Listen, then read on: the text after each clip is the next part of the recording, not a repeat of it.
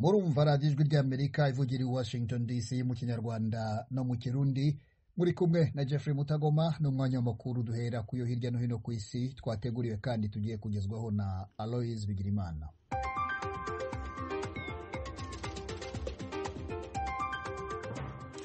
Mwaramutse Jeffrey, turahera ku mugabane wa Afrika mu karere ka Sahel.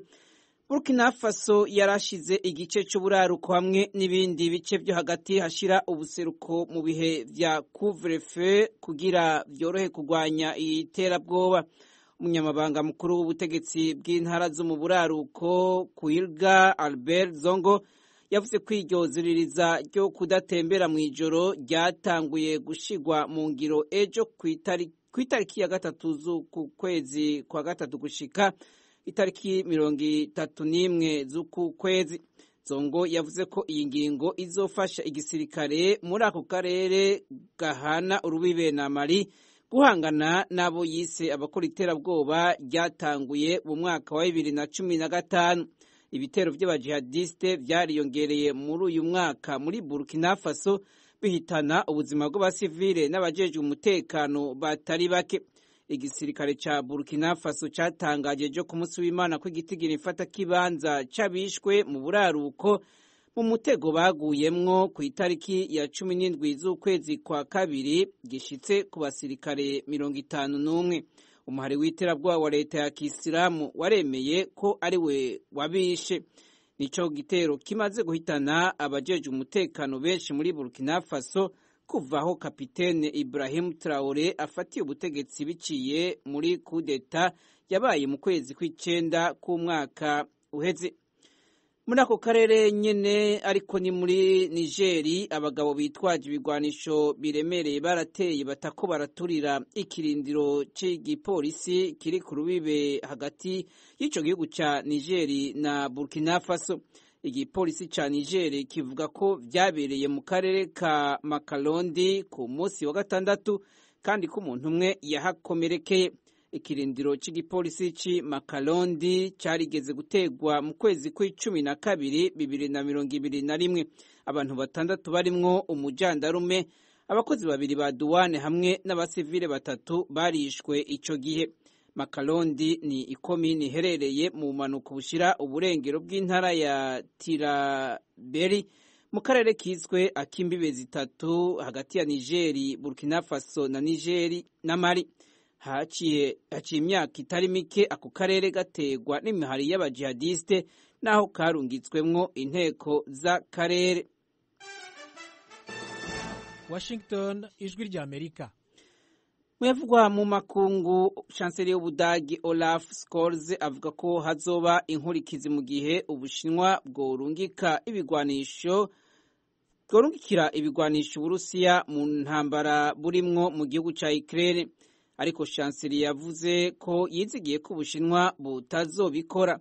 Scholz yabishikirije mu kiganiro yahaye televiziyo CNN yaha muri Amerika ejo ku munsi w'Imana. Ni nyuma y'imisi ibiri abonanye na Perezida Joe Biden hano i Washington. Abategetsi ba Amerika baheruka nabo nyene kugabisha Ubushinwa kuja ku ruhande ntibuhe ibigwanisho n'amasasu Uburusiya. Imbere y'urugendo rwiwe i Washington, Chancelier Scholz mu ndwi iheze yabwiye nyabuna Ubushinwa gukoresha igihagararo bufise ngo busabe Uburusiya kuva mu gihugu ca Ukraine. Mu makungu kandi ni ku mugabane wa Buraya mu Bugiriki, abantu baharurwa mu bihumbi barihereje mu mabarabara ejo ku munsi w'Imana basaba inyishu leta kuri terene zagonganye mu ndwi iheze hapfa abantu 57. Abatari bake barakomereka ndetse n'abandi gushika ubu batazwi irengero. Iyo myiyerekano ibaye mu gihe umushikiranganje wa mbere Kyriakos Mitsotakis yasavye imbabazi ku kibazo c'amabarabara y'indarayi kimaze imyaka kidatoregwa inyishu muri ico gihugu c'Ubugiriki. Ku mugwa mukuru Atene, iyo myiyerekano yatangujwe n'abakozi bo mu gisata c'amabarabara y'indarayi bari kumwe n'abanyeshuri hamwe n'abandi banyagihugu baharurwa mu bihumbi. Yagiye gukomera igihe batangura guhangana n'igipolisi hanze y'inyubako y'abashingamateka. Abantu bashika kuri 350 benshi muri bo ari abanyeshuri bo muri za kaminuza nibo bari muri iyo tereni imwe muri izo zibiri zasekanye. Abategetsi muri Iran nabo baremeza ko abanyeshuri b'abakobwa boba barahawe ishano mu mashuri arenga 50 y'ico gihugu. Abagirizwa ubwo bubisha ntibaramenyekana kuva bitangura kuvugwa mu kwezi kw'icenda k'umwaka wa 2022 mu gisagara ca Ceranda c'abashiyite ca Kome. Amakuru avuga ko abanyeshuri b'abakobwa bo mu ntara 21 ku ntara 30 zigize igihugu ca Irani boba barahawe ishano n'abantu bagitohozwako. Ibi vyatumye haba ubwoba ko n'abandi bakobwa bashobora guhabwa nabo ishano ahanini kuko barondera kwiga. Hari haheze imyaka irenga 40 abakobwa badahura n'ibibazo byo kwiga mu gihugu ca Iran. Iran yamye isaba abatalibani mu gihugu kibanyi ca Afghanistan kureka abana b'abakobwa hamwe n'abagore bagasubira kwiga mu mashure yisumbuye no muri za kaminuza. Ejo ku munsi wa mbere Perezida wa Iran Ibrahimu Raisi yabwiye umushikiranganji wiwe ajejwe ivyiperereza ko aya makuru abwirizwa kuyatohoza ko hakamenyekana nyezina abakora ububisha bwo guha abana b'abakobwa ishano muri ico gihugu ca Iran.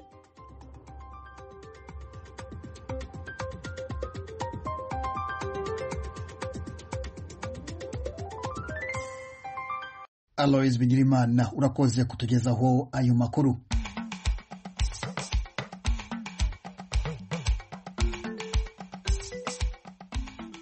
Ukomeje kumva Radio Ijwi ry'Amerika ivugira kuri FM 104.3 na FM 88.3 mu Rwanda. Naho mu Burundi ni ku mirongo migufi kuri metero 25, 31 na metero 41 kuri Wajat Radio yacu voa.com naho murahadusanga. Naho kuri Facebook na Twitter muradusanga kuri @voa radio yacu.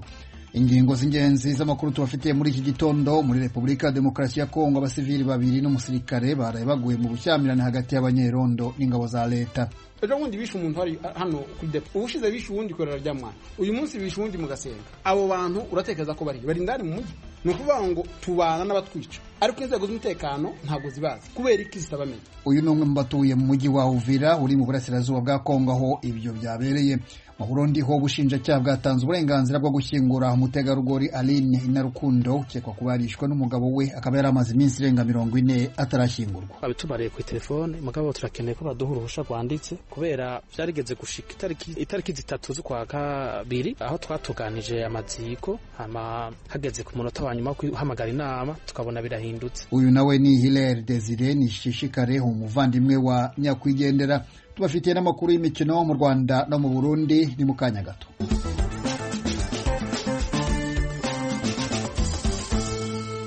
Amakuru tuhere muri Republika ya Demokarasi ya Kongo abantu batatu barimo umusirikare wa leta n'abaturage babiri biciwe mu mujyi wa Uvira uri mu burasirazuba bwa Kongo nyuma yo kutumvikana hagati y'abasore bita abanyerondo na bamwe mu basirikare ba leta.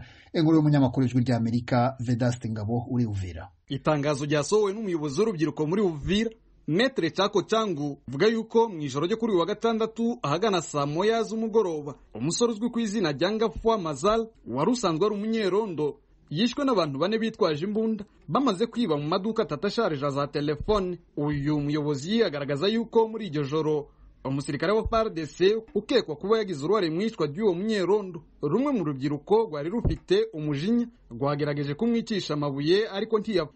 Muri iri tangazo kandi uyu muyobozi w'urubyiruko muri Uvira avuga yuko none ku cyumweru umusirikare wa FARDC yishe umunyerondo umwe akomeretsa abandi babiri nyuma nawe aza kwicwa. Andi makuru dukesha bamwe mu baturage bari mu Longwe bavuga yuko umusirikare wishwe yari mu nzira yerekeza Kasenga aho yahuye n'itsinda ry'abasore bari mu myigaragambyo batangira kumutera amabuye nawe yigwanaho yicamo umwe akomeretsa abandi babiri. Umwe mu banyerondo batuye mu Gasenga utashatse ko tuvuga amazina ye kubera impamvu z'umutekano we avuga yuko abibye n'ababishe ari abasirikare ba FARDC. Uyu munyerondo asaba yuko basimbuza abo basirikare ba FARDC bari mu Gasenga kuko iyi ari inshuro ya 4 biba muri quartier yabo.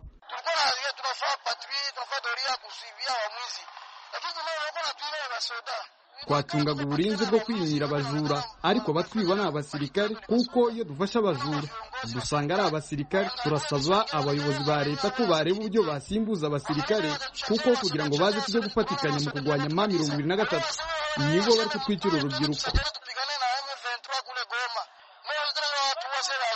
Bamwe mu baturage batuye muri Uvira basanga inzego z'umutekano n'inzego z'ubutabera zari zikwiriye gukora imirimo yazo nk'uko bikwiriye mu rwego rwo kwimira izi mfu z'abantu bicara bicwa ndetse bakibwa ibyabo. Ejo bundi bishe umuntu hari hano kuri depo, ubushize bishe uwundi korera rya mwana, uyu munsi bishe uwundi mu Gasenga. Abo bantu uratekereza ko bari ndani mu mujyi? Ni ukuvuga ngo tubana n'abatwica, ariko inzego z'umutekano ntabwo zibazi kubera iki zitabamenya. Ikindi cya kabiri gishobora gukorwa kandi cishe igihugu cacu geze umunsi nuko service cyangwa se justice ubutabera budakora neza. Bari abantu bose bazwe bakorana n'abagizi ba nabi, harabazwe bagize iminsi bavugwa ariko ntabwo bafatwa ngo bahana. Nukuvuga ngo mu gihugu igihe habuze ibihano nta gihano kizwi, umuntu wese azi ngo cyo nokora cyose ndi protege ntacu nzabo. Moise Bakari akurikiranira hafi ibibazo bitandukanye bibera muri Uvira, asanga kudahuza hagati y'inzego zishinzwe umutekano n'abanyerondo ariyo ntandaro y'izi mfu z'aba basirikare n'abanyerondo za buri munsi. Giteye ubwoba cyane n'ukuntu ureba iyo mishamirano hagati yabo y'izo nsoresore n'abasirikare ba leta. Yashize igihe kiri hafi umwaka wose umutekano wari muke muri Uvira, binjira abantu mu mazu babatema, abandi babanyaga ibintu, batabaza polisi cyangwa se igisirikare ntibagicyo batabaza. Niho havuye kuvukamwo uwo mutwe w'abitwa abazalendo bararirondo b'abasore nyine bana muri Uvira. Nyuma yo ko abo basore bakomeje gukora akazi ariko nanone batagenzurwa n'ubuyobozi bwa leta mu buryo bugaragara, niho hagumije kuba ibyo bibazo. Kuri uyu munsi tukabona ko impungenge ashobora kuzavukamwo umutwe uhitwara gisirikare kuko urumva aba basore bafite uburakari bwinshi. Mu itangazo umuvugizi w'igisirikare muri aka karere yasohoye, Lieutenant Mark Longo yavuze yuko bapfushije umusirikare umwe bakomerekesha undi umwe. Mark Longo avuga yuko umuyobozi wa secteur opérationnel Sokolade General Major Ramazani Fundi yamaganye byimazeyo iki gikorwa kigayitse cyakozwe n'uru rubyiruko. Ubuyobozi bwa gisirikare bwerekana yuko kurengera ubusugire bw'ubutaka bw'igihugu no kurinda umutekano w'abantu n'ibintu byabo ari by'inzego zishinzwe umutekano. Umwaka ushize w'2022 mu kwezi kwa 12 umwe mu basirikare ba FARDC nabwo yisharashe umwe mu baturage b'abanyerondo muri Uvira nyuma yo gutongana n'abo basore bari ku irondo. Vedaste Ngabo, Ijwi rya Amerika, Uvira. Tuve muri Repubulika ya Demokarasi ya Kongo tuje mu Burundi aho ubutabera bwatanze uburenganzira bwo gushyingura umutegarugori Aline Inarukundo bivugwa ko yishwe n'umugabo we. Hari hashize iminsi irenga 40 imiryango ye iri mu bibazo bijyanye n'ishyingurwa rye. Inkuru y'Ijwi rya Amerika yateguye bifashijwemo n'abanywanyi bayo mu Burundi, turagezwaho na Thierry Ndayishimiye. Umuryango w'umuhisi Aline Inarukundo avukamwo wabwiye isoko ry'Ijwi rya Amerika ko warose ubutumwa ko kwitegura gufubana uwabiteka ku munsi wa kabiri w'indwi itangura. Aho hari ku mugoroba wo kuri uyu wa gatandatu bahamagawe ku telefone n'umushikirizamanza wa parike nkuru ya Muha. Irere Desire Nishishikare umuvukanyi w'umuhisi ari nawe aserukira umuryango avuga ko uruhusha rwo ku telefone rudahagije. Babitubariye ku telefone mugabo turakeneye ko baduha uruhusha rwanditse kubera vyarigeze gushika itariki 3 z'ukwa kabiri aho twatuganije amaziko hama hageze ku munota wa nyuma guhamagara inama tukabona birahindutse. Bari barutwemereye urwo ruhusha bitanditse, rero ubu unyi turandiriye turonka urusha rwanditse cyo twitunganya umuryango duhambana wacu iteka. Isoko ryacu rihamagaye umushikirizamanza wa parike nkuru ya Muha Bucumi Albert ku murongo wa telefone kugira rimenye ko by'ukuri ubwo ruhusha goba rwatanzwe, byishuwe ko iby'ubwo ruhusha ryo bibaza imiryango y'umuhisi. Ku ruhande rw'umuryango umuhisi Aline yari yubatsemo nabo baciye basubiza isoko ryacu kubaza ubutungane. Icumvikana nuko hakiriza uguruzuguru hagati y'imiryango ibiri y'umuhisi. Amakuru atangwa n'umwe mu bavukanyi b'umugabo wa Aline atashimye ko tumudondora nuko batarota barekura ikiziga ngo gifubwe. Insigura atanga nuko basabye ubutungane ko bwo kwemera ko hakogwa ibipimo byerekana icishe Aline Inarukundo, ibyo bita autopsy mu Gifaransa. Ibyo nabyo akaba ataho bikogwa mu gihugu uretse ko n'ubutungane butabyemera. Ni mu gihe kugeza ubu urupfu rwiwe rwagirizwa umugabo bari bubakanye Jean Claude Arakaza afungiwe mu ibohero rikuru rya Mpimba. Uko biri kose uwuserukira umuryango w'amaraso wa Aline Inarukundo asaba ko ubutungane bwobandanya bukora ariko uwabo yafubanywe iteka. Ubutungane bukore by'ukuri bukore nk'ubutungane ko atababaja hejuru, kuko ikintu cadutangaje nuko bari baturekuye ko tutungana n'amaziko aho hari mu ntango z'ukwezi kwa kabiri hagicindwe zibiri, mugabo mu nyuma iyo vyahereye ntawo bize. Byumvikana ko hariho izindi nguvu zishobora kuba ziriko zirabuza ko ayo maziko ashobora kuba, hanyuma amatohoza akabandanya, mugabo wacu yahambwe. Ishirahamwe Mukenyezi Imenya riharanira agateka k'abakenyezi naryo nyene risaba ko umuhisi yoshingurwa atakirinze kirasabwa, na cane cane ko muri iki gihe hegereje ihimbazwa ry'umunsi mpuzamakungu wahariwe agateka k'umukenyezi. Floride Nahimana ni warirongoye imbere y'amategeko. Jewe kintu usaba ifubwa neza ry'urya mupfasoni atakirinze kirasabwa, hanyuma ubutungane kore, hanyuma kandi uwakoze ibintu nka bijya ahanwe vrema imbere y'amategeko uko amategeko ategekanira. Kandi birababaje kubona abana aribo basibisa, kubona umuvyeyi atangorane n'imwe yoba yarateye ashobora kumererwa nka kurya ari. Ku bijanye n'abana basigwa na Aline Inarukundo, isoko ryacu ryarondeye bamwe mu baharanira agateka k'abana ariko rirabakena. Ni mu gihe mu muryango w'amaraso w'umuhisi bavuga ko babujijwe n'umuryango umuvukanyi wabo yari yubatsemwo gusubira kwegera aho abana bari mu gihe se wabo agifunzwe. Urupfu rwa Aline Inarukundo rwabaye mu ijoro ryo kwigenekerezo rya 23 z'ukwezi kwa mbere k'uyu mwaka muri zone Kanyosha ya komine Muha mu gisagara ca Bujumbura. Umugabo wiwe Jean Claude Arakaza akaba ari mu ibohero rikuru rya Mpimba, yagirizwa kuba ari we yagandaguye uwo bari bubakanye bafitaniye abana 4. Ubwicanyi nk'ubu bukorerwa abakenyezi bukaba bwibonekeza no mu zindi ntara. Aha twovuga nko mu ntara ya Kirundo, aho amakuru atangwa n'abajejwe intwaro abakenyezi 4 bishwe n'abagabo babo mu kiringo kidashika umwaka. Abanyarwanda barenga 15 baheruka gushyira umukono ku cyo bise impuruza itabariza impunzi z'abanyarwanda babarizwa muri Repubulika ya Demokarasi ya Kongo, bavuga ko baharanira uburenganzira bw'ikiremwamuntu mu Rwanda no mu karere ka Afurika y'ibiyaga bigari. Bari mu bihugu bitandukanye muri Amerika ya ruguru, mu Burayi no muri Afurika. Iyi mpuruza ni iki, ije kubera iki? Nibyo mugenzi wacu Thomas Kamirindi aganiraho na Murego Faustin, umwe mu bashyize umukono kuri iyi mpuruza, ari mu Bubiligi.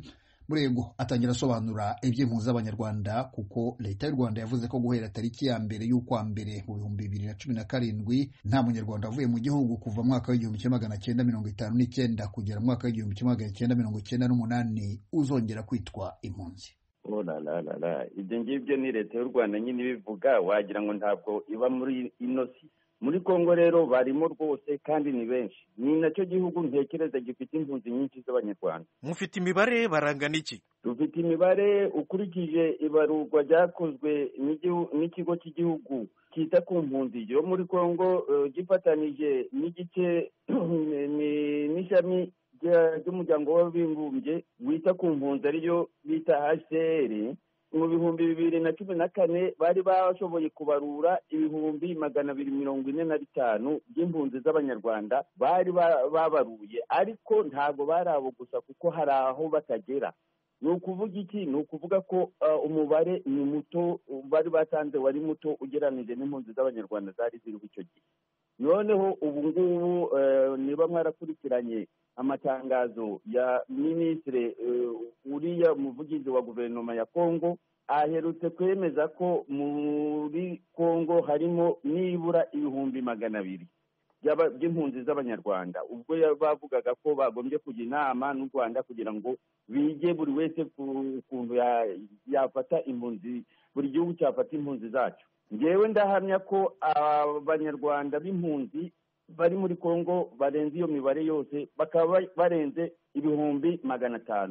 Niko ntekereza ngewe ubwanjye. Bigeze se nyine bashaka kujya muri ambasade y'u Rwanda kugira ngo basabe za pasiporo z'abanyarwanda? Dukurikije icyo leta y'u Rwanda ivuga, nyine kutaba impunzi ni ukuvuga ko ushobora kujya muri ambasade ugasaba pasiporo. Hari abigeze bagerageza kubikora?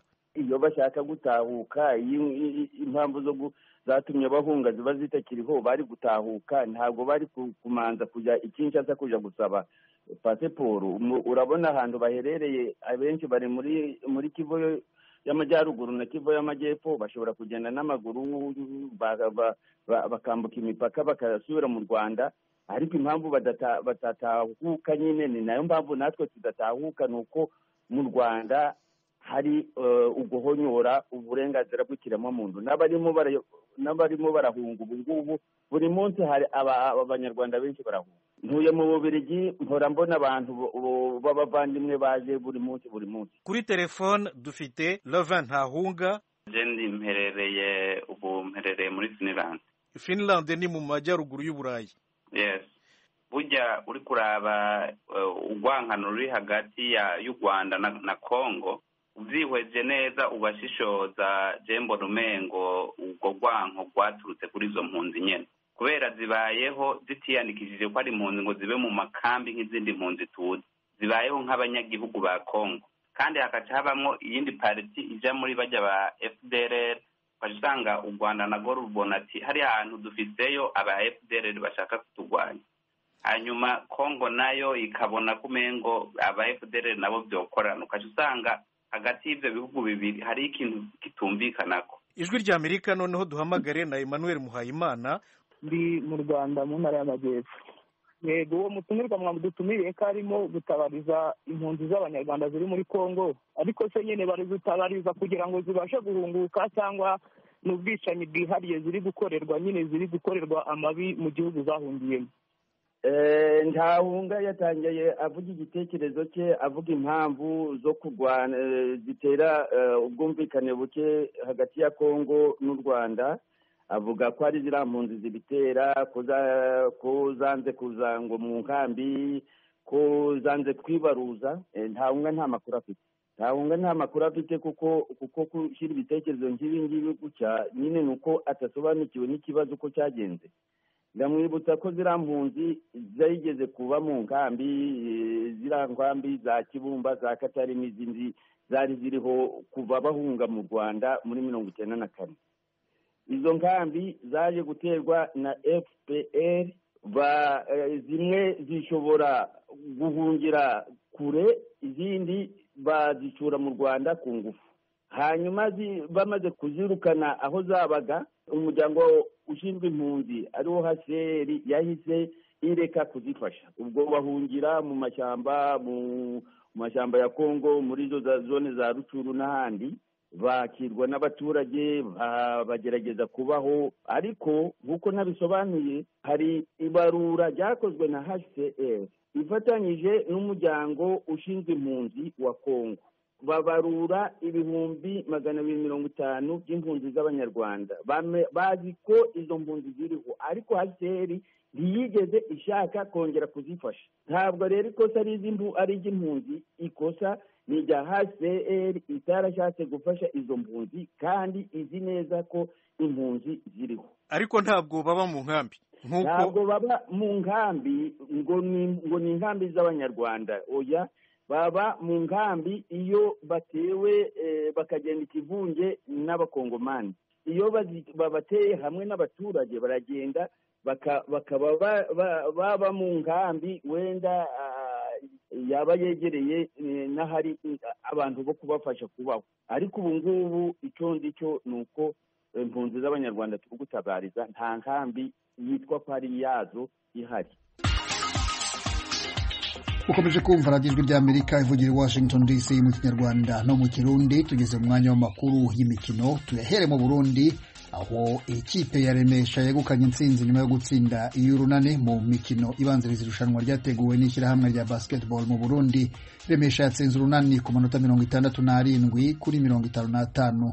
Umupira w'amaguru naho Bumamuru ku mwanya wa mbere nyuma y'imikino 22. Izo nkuru zose turazibaza Desire Hatungimana. Ku munsi wa 22 higanwa kuri no w'Imana, umugwi wa Bumamuru uri mu kibanza ca mbere mu higanwa ry'umupira w'amaguru mu Burundi wari uramutse wakira Flambeau du Centre ya kabiri. Nigo rukino rwari rurindiriwe n'abantu isinzi bakunda umupira w'amaguru mu Burundi. Imbere y'umushikiranganje wa mbere Gervais Ndirakobuca asanzwe avuka mu ntara ya Cibitoke aho uwo mugwi wamuka, Bumamuru niyo yabanje kwinjiza igitsindo ca mbere gitsinzwe na Shassir Nahimana ku minota 34 w'urukino. Abakinyi ba Flambeau du Centre y'Igitega ku mugwa mukuru wa politike ntibacitse inkokora kuko bagiye kugombora mu gice ca kabiri c'urukino igitsindo catsinzwe na Yahya Sadiki. Iyo migwi icitandukana inganya igitsindo kimwe ku kindi. Rukundo Jean de Dieu icegera c'umumenyereza w'uwo mugwi w'Igitega arashima uko abakinyi bitwaye, akamenyesha ko icizere cy'igikombe kigihari. Inota rimwe turonse turi kuri ino match ya Doje na Bumamuru turarishima gose kuko ritumye course iguma iri ouverte, kuko iyo Bumamuru tuza gutakaza hari kuba game difference de 4 points. Muri ico gihe vyari bigoye, mugabo rero ko gumya ari 1 point, uvuga ko uzogira erreur agatakaza match dushobora kusha dufata ikibanza ca mbere. Kugeza ubu Bumamuru iri mu kibanza ca mbere n'amanota 47, ikaba isumvya Flambeau du Centre inota rimwe rudende. Mu zindi nkino zabaye, Messager Ngozi yatsinze Vitali ibitsindo 2-0, Aigle Noir itsinda Magara Young Boys ibitsindo 2-1, ni navyo kandi Musongati yatsinze Top Junior, Rukinzo yatsinze Burundi Sport Dynamique igitsindo 1-0, Olympic Star na Interstar zananganije 1-0, Atletico New York nayo yanganije na Tigre Noir busa ku bundi. Muri basketball naho Remesha yarirahira Urunani mu kurutsinda ku manota 67-55 mu rukino rwa nyuma rw'inkino zibanziriza ihiganwa. Mu mugwi wa Remesha akamwemwe ko gutwara igikombe kari kose. Nizerwe Fernand Steve amenyereza uwo mugwi yizera ko no mu ihiganwa bizogenda neza. Twariteguye neza, umugwi wacu wagize ahantu zikwiye kandi ngira mwabibonye ko kuva ku ntango gushika ku kiruhuko twazise ritme imwe tugendera ko, kandi aho twari tubaho cyane cyane niho lo staff yacu tuyishimira yagerageje kuzuriza. Ikigera cy'umumenyereza w'Urunani Aroni Kagabo wewe abona kuko gutsindwa vyaturutse ku kutamenyerana kw'abakinyi benshi bashasha. Kipi ya Remesha moralement cyangwa psychologiquement bari fort kuturuta, nibaza yuko ivyo ni ibintu byo gukosora mu misiza, nibaza yuko ne bamenyera neza zoshika muri ligue tumeze neza. Mu gisata c'abigeme naho igikombe cyatwawe na Young Sisters itsinze Legazere ku manota 73-67. Joshua Haragakiza aratubwira ico basumbije umugwi wa Gazelle bakunze guhurira mu nkino zikomakomeye. Ico twabarushije nuko twakoresheje systeme y'amatransition menshi cyane, twashoboye kubatsinda amanota arenga ku 20 ku matransition mu gace ka nyuma, hama turagerageza no kubakoresha amakosa cyane ku bapivote babo, bituma rero tworoherwa. Nibaco twarushije Gazelle nico twarushije kunyaruka kimwe, hama tubarusha na interieur yacu yabadomine cyane ko twabakoresha amakosa cyane. Umukinyi Nandi Uwitonze inje amanota 22 niwe yafashije bimwe bigaragara umugwi wiwe mu gutwara ico gikombe. Uwo mugwi wari watwaye no mu mwaka uheze. Desire Atungimana, Kigali, Ijwi rya Amerika. Amakuru y'imikino tuyakomereze mu Rwanda aho nyuma y'umunsi wa 22 w'imikino ikipe ya PRFC ikiyoboye urutonde rw'agateganyo rwa shampiyona y'umupira w'amaguru mu cyiciro cya mbere mu Rwanda. Jean Claude Munyandinda. Shampiyona y'umupira w'amaguru mu cyiciro cya mbere mu Rwanda yarakomeje mu mpera z'icyumweru gishize. Imikino yari igeze ku munsi wayo wa 22. Kwa gatanu ikipe ya Gorilla FC yatsinze Marine FC ibitego 2-1 kuri stade Bugesera. Kwa gatandatu Mukura Victory Sport yatsinze Bugesera FC igitego 1-0. APR FC inyagira Rutsiro FC ibitego 6-1. Iyo mikino yombi yabereye kuri stade Bugesera. Ikipe ya Rwamagana City yatsinze Sunrise ibitego 2-0 kuri stade Ingoma. Naho Kiyovu Sport itsinda Police FC ibitego 2-1 kuri stade Muhanga. Ejo ku cyumweru Espoir FC yatsinze AS Kigali igitego 1-0 kuri stade Kamarampaka i Rusizi. Rayon Sport yatsinze Tensere FC ibitego 2-0 kuri stade Muhanga. Naho Musanze FC itsinda Gasogi United ibitego 2-1 kuri stade Bugesera. Kugeza ubu nyuma y'umunsi wa 22 w'imikino ku rutonde rw'agateganyo ikipe ikiri ya mbere ni APR FC ifite amanota 46. Ikurikiye ku mwanya wa kabiri na Rayon Sport ifite amanota 45. Kiyovu Sport iza ku mwanya wa gatatu n'amanota 48. Ikipe ya kane ni AS Kigali ifite amanota 38. Gasogi United ni ya gatanu n'amanota 36. Amakipe ari mu myanya itanu ya nyuma ni Sunrise iri ku mwanya wa 12 n'amanota 28, Rwamagana City ya 13 n'amanota 22, Rutsiro FC ifite amanota 18 ikaba ari ya 14, hakaza ikipe ya Marine FC iri ku mwanya wa 15 n'amanota 16, naho ya 16 ya nyuma ikaba ari Espoir FC ifite amanota 18. Tukiri mu mupira w'amaguru, abakinnyi babiri b'ikipe ya La Jeunesse FC yo mu cyiciro cya kabiri mu Rwanda bafungiye kuri sitasiyo ya polisi i Muhanga mu majyepfo y'u Rwanda. Bakurikiranyweho icyaha cyo gukubita umusifuzi nyuma y'umukino wahuje ikipe ya AS Muhanga na La Jeunesse FC kwa gatanu icyumweru gishize. Aba bakinnyi ngo barakajwe nuko abasifuzi banze igitego cyabo bavuga ko uwagitsinze yari yaraririye. Muri iyi minsi mu Rwanda hakomeje kuvugwa sakwe mu misifurire. Ku ruhande rw'ishyirahamwe Ferwafa ngo bemera ko umusifuzi ashobora gukora amakosa, ariko ngo ikibabaje nuko abafana b'umupira bavuga ko ayo makosa buri gihe aba afitanye isano n'ubujura. Hari umusifuzi n'ubwo ko kuzajya hariya agakora ikosa akabikora nkana, hari uza akarikora akarikora mu buryo bw'itekiniki hari n'uza kubikora kuko yazindutse nyine nabyo nk'uko